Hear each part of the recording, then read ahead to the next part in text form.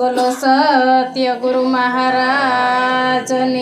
जय। सतगुरु भीमराम महाराजनी जय। सतगुरु मणिराम महाराजनी, सतगुरु निरांत महाराजनी जय। पधारेला हरिगुरु संतनी जय।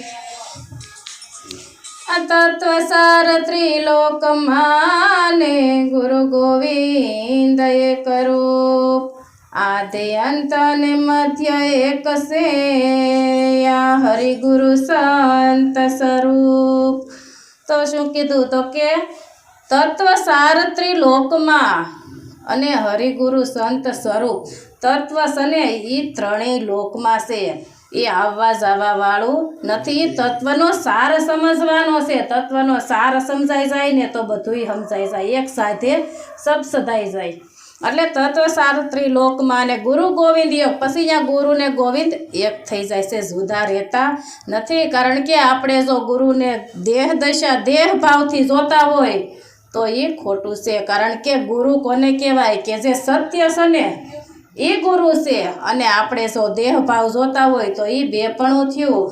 गुरु देह भाव तो मटाड़ी देशे, देह भाव सोड़ावे से, देहथी पर थाय तो ई विदेही थाय। एटले राजा जनक तई विदेही कहेवाना जई देह दशाथी छूटी गया, देहथी पर थईने रहेवानुं। भले पछी आपणे देहमां रहेवावाळो छे, रहेय छे देहमां, पण गड़गड़िया नाळिયેર जेवा थईने रहेवानुं। गड़गड़िયું नाळिયેર આપણને જ્યાં સુધી જીવ દશા હોય ને ત્યાં સુધી લીલા નાળિયેર જેવા હોય। લીલું નાળિયેર હોય ને એમાં કાસલી અરે ટોપરું ચોટેલું હોય, પછી એને વધેરો ને તો બે ભાગ થાય, પણ એ નોખું પડતું નથી। એને શરીરથી ખોતરીને કાઢે ને તો એ માણ કરીને નીકળે, પણ એ નીકળતું નથી। એમ આપણે જ્યાં સુધી જીવ દશા છે ને ત્યાં સુધી આ લીલા નાળિયેર જેવા છે। जीव दशा पोताना स्वरूपने नहीं जाण्યું ने ત્યાં સુધી આપણને મોત આવે ને તોય મરવું ગમતું નથી। ખાટલામાં પડ્યા હોય ને તો એમ થાય કે મને આમાંથી બસાવો, મારે હજી જીવવું છે, મારે હજી જીવવું છે। જ્યાં સુધી જીવ દશા છે ને ત્યાં સુધી એ લીલા નાળિયેર જેવા, પણ સંતો છે ને એ દેહથી પર થઈ ગયા, ગડગડિયા નાળિયેર જેવા થઈ ગયા। ગડગડિયું નાળિયેર કેવું હોય તો કે કાસલી હારે ગોટો ચોટેલો ન હોય, અંદર મોકળો રમતો હોય, ગોટો છૂટો રમતો હોય। એટલે આ સંતો છે ને એ ગડગડિયા નાળિયેર જેવા થઈ ગયા છે।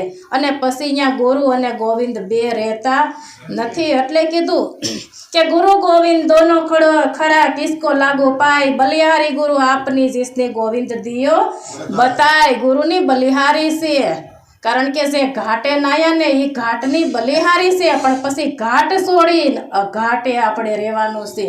अने सतगुरु अघाटे ज ऊभा राखे छे। गंगाजळनी लोटी भरी होय एનું પૂજન કરવું હોય ને તો પાણીમાં પૂજન થતું નથી, એટલે આપણે ઘાટનો આધાર લેવો પડે છે લોટીનો। એમાં સતગુરુ છે ને એ ઘાટનો આધાર લેવો પડે છે, પણ એમાં પરમ તત્વ છે ને એને જાણવાનું છે। એ તત્વને જાણી લ્યો ને એટલે પછી અહીંયા ગુરુ ને ગોવિંદ બે એક થઈ જાય છે। गुरु गोविंद एक रूप, आद अंत ने मध्य वसे हरिगुरु संत स्वरूप। आदि में हतुं, अंत में से अने मध्य में से, अने मध्य में से ने आपने मध्य में ज आपने ओळखाण करावी ने संतो आपने ओळखाण क्या थाय छे, वर्तमान से ने ये अणमोल छे, वर्तमान नी किंमत छे, वर्तमान में थाय छे। आपणे थई गया अने थावाने एनी वातो करीए छीए, पण वर्तमान में क्यारेय जोता तपासता નથી। એટલે કીધું કે પોતામાં પ્રભુ જોને પ્રગટ બોલે, એ હરદમ દિએ સે હોકારા, આગમ વિનાનો નાર કરે ગુલામી, તને ક્યાંથી મળે મુક્તિનો યારો, પોતામાં પ્રભુ જોને प्रगट बोले। पोतामा प्रभु प्रगट बोली ज रह्यो छे, अने पछी पोतामा एकमांय नहीं कणकणमां बोली ज रह्यो छे। आपणे जळने चेतननी भ्रांति हती, ए गुरु महाराजे भ्रांति मटाड़ी दीधी, पछी जळ एवुं कांई छे ज नहीं। જ્યાં જો ત્યાં ચેતન હશે, પણ એ જળ ચેતનની ભ્રાંતિ ઝુકતીથી મુક્તિ થાય, ઝુકતી વગર મુક્તિ થતી નથી. એ ભ્રાંતિ એ જઈ ઝુકતી થાય ને પછી જળ ચેતનની ભ્રાંતિ મટી જાય છે, પછી એ ભ્રાંતિ રહેતી નથી. અજ્ઞાનતાને વશ આપણને જળ હતું, અજ્ઞાન દશા હતી ને એટલે જળ હતું, પણ પછી જ્ઞાન થયું એટલે ક્યાંય ચેતન, ક્યાંય જળ એવું ક્યાંય છે નહીં. પછી ચેતનવંત થઈ ગયું બધું. જ્યાં જો અહીંયા ચેતન જ છે. પોતામાં પર બુજોને પ્રગટ બોલે, હરદમ દિયે છે હોકારા. પણ જો ગમ વિનાનો નર, એની આપણને ઓળખાણ નથી ને એટલે આપણે આ બધી ગુલામી કરીએ છીએ, કારણ કે એ ઓળખાણ નથી. એટલે આપણે તન તોડીએ, હોમ કરીએ, હવન કરીએ, ઉપવાસ કરીએ, હિમાળે હાડ ગાળે. એલા હિમાળે નહીં, આ જ્ઞાન હિમાળે ગળી જવાનું છે. ઓલા હિમાળે આ હાડ ગાળવાની જરૂર નથી. જ્ઞાન હિમાળામાં ગળી જા ને તો ઝીણો બની જા. અને ઝીણા માયલા ઝીણા મારા ગુરુ છે પરવાળા. પછી ઝીણા બનવાનું છે, બનવા નથી જવાનું, મટી જવાનું છે. મટા એનો બેડો પાર છે. એટલે અર્જુન મહારાજે એની વાણીમાં કીધું કે તીખું લોઢું લાલ તપાયું દેહને દીધો ડામ. નામ અક્ષરને કાંઈ ન લાગે, નથી નામને સામ, સુણજો જ્ઞાનની નિશાની. તો કે તીખું લોઢું લાલ તપાયું, તો એ કયા? તો કે આ આપણે જે હોમ હવન ઉપવાસ તન તોડીએ છીએ ને, એ તીખું લોઢું એ આપણે આ દેહને કષ્ટી થાય છે ને. ગમે એ કાર્ય કરો, હોમ કરો તોય, ઓલા હવન કરો તોય ભલે, જપ કરો તોય ભલે, વ્રત કરો તોય ભલે, ઉપવાસ કરો તોય ભલે, આ દેહને કષ્ટી કોને થાય છે? શરીરને થાય છે. એ શરીરને આપણે કષ્ટી કરીએ, ઉઘાડા પગે હાલીને જાત્રાઓ કરવા જઈએ તો દેહને કષ્ટી થાય છે, તનને થાય છે. પણ નામ અક્ષરને કાંઈ લાગતું વળગતું નથી, કારણ કે એને નથી નામને સામ. એને સામ નથી, રંગ નથી, રૂપ નથી, એ અરૂપ છે. નામને કાંઈ થતું નથી. આપણે આ કષ્ટી કરો ને દેહને થાય છે, પણ ઓલાને કાંઈ, એ તો નિરાળો છે.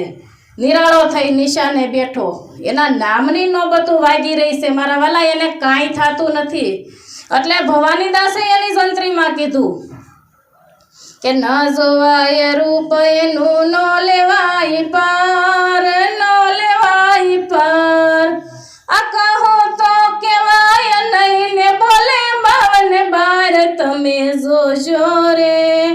હે આમાં સંતરીનો બજાવનારો કોણ છે?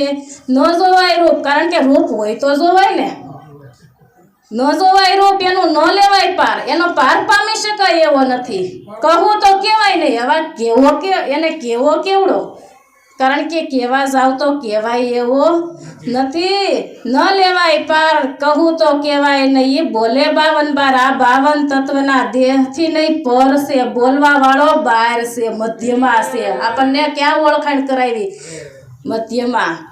તો કે બોલે 52 બાર, એને રૂપ જોવાય એવું નથી. અઘાટ છે, એનો કોઈ ઘાટ નથી. એને જાણવાનો છે. આપણને બધુંય મુકાયું ને પછી શેષ વધે ને એને સેવો. એટલે એક વાણીમાં કીધું કે તું માયાનું વિભાજન કર, શેષ વધે તે ઈશ્વર છે. તત્વમાં છે પણ તત્વ નથી સર્જનહારો, શબ્દમાં છે પણ શબ્દ નથી 52 બારો. આદિ તે અંત છે, સતસિત આનંદ છે. હે વાલો યગમય ગોસર છે, શેષ વધે તે ઈશ્વર. તો માયાનું વિભાજન કર, માયાથી પર થઈને રહેવાનું. આપણે માયા નહોતી ખબર ને ત્યાં સુધી આપણે માયામાં જ રહીશા, પૈસા રહેતા હતા. પણ ગુરુ મહારાજના શરણે ગયા ને એટલે પછી ગુરુ મહારાજ કહેશે કે સંસારમાં સરસો રહે એટલે મન રાખ મારી પાસ, સંસારમાં લોભાઈને એને જાણવો હરિનો દાસ. આ માયામાં રહેવા છતાંય માયામાં લોપાવાનું નથી. માયાથી પર થઈને રહેવાનું છે. ભલે તમે દરેક વ્યવહાર કરતા હોય, સંસારમાં રહેતા હોય, બધા રહેતા હોય એટલે બધા વ્યવહારમાં રહેવું પડે, કરવું પડે, પણ એમાં ઘૂસી જવાનું નથી, એમાં લોપાવાનું નથી, એનાથી પર ગડગડિયા નાળિયેરના ગોટાની જેમ પર થઈને રહેવાનું છે. એટલું બોલી મારા વાણીને વિરામ આપું. બોલો સત્ય ગુરુ મહારાજની જય.